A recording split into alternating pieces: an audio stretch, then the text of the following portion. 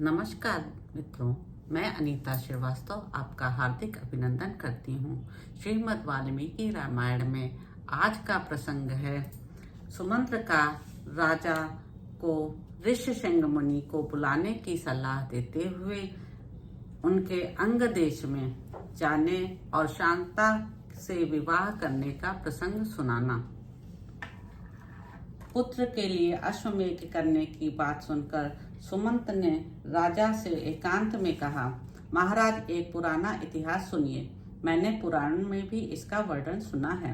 ऋत्विजों ने पुत्र प्राप्ति के लिए इस अश्वमेध रूप उपाय का उपदेश किया है, परंतु मैंने इतिहास के रूप में कुछ विशेष बात सुनी है।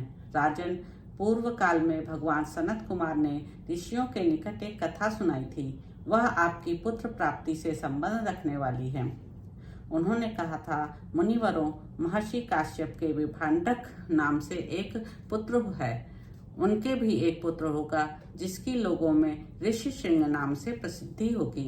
वे ऋष्यशृंग मुनि सदा वन में ही रहेंगे और वन में ही सदा लालन पालन पाकर वे बड़े होंगे। सदा पिता के ही साथ रहने के कारण विप्रवर ऋष्यशृंग किसी दूसरे को नहीं जानेंगे।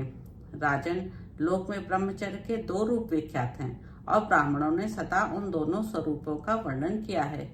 एक तो है दंड मेखला आदि धारण रूप मुख्य ब्रह्मचर्य और दूसरा है ऋतु काल में पत्नी समागम रूप गौण ब्रह्मचर्य। उन महात्मा के द्वारा उक्त दोनों प्रकार के ब्रह्मचर्यों का पालन होगा। इस प्रकार रहते हुए मुनि का समय अग्नि तथा यशस्वी पिता की सेवा में ही व्यतीत होगा। उसी समय अंग देश में रोमपाद नामक एक बड़े प्रतापी और बलवान राजा होंगे।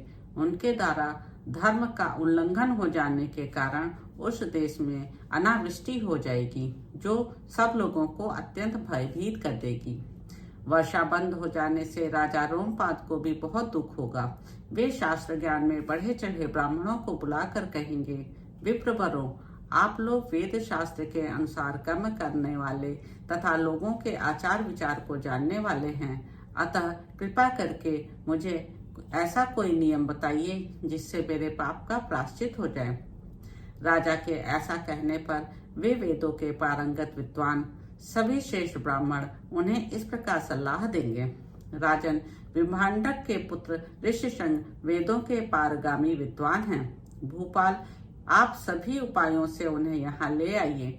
बुला करो उनका भली भांति सत्कार कीजिए।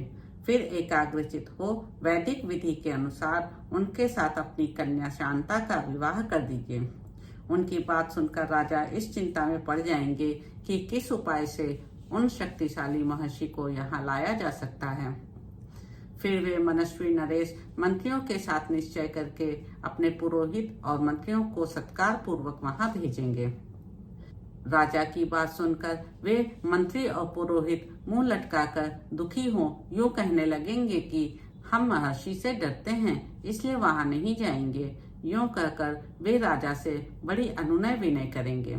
इसके बाद सोच विचार कर वे राजा को योग्य उपाय बताएंगे और कहेंगे कि हम उन ब्राह्मण कुमार को किसी उपाय से यहाँ ले आएंगे। ऐसा करने से कोई दोष नहीं घटित होगा।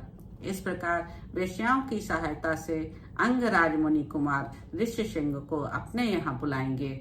उनके आते ही इंद्रदेव उस राज्य में वर्षा करेंगे। फिर राजा अब उन्हें अपनी पुत्री शांता समर्पित कर देंगे। इस तरह ऋष्यशृंग आपके जामाता हुए वे ही आपके लिए पुत्रों को सुलभ कराने वाले यज्ञ कर्म का संपादन करेंगे। यह सनत कुमार जी की कही हुई बात मैंने आपसे निवेदन की है। यह सुनकर राजा दशरथ को बड़ी प्रसन्नता हुई। उन्होंने सुमंत्र से कहा, मुनि कुमार ऋष्यशृंग को यहाँ जिस प्रकार और जिस उपाय से बुलाया गया वह स्पष्ट रूप से बताओ।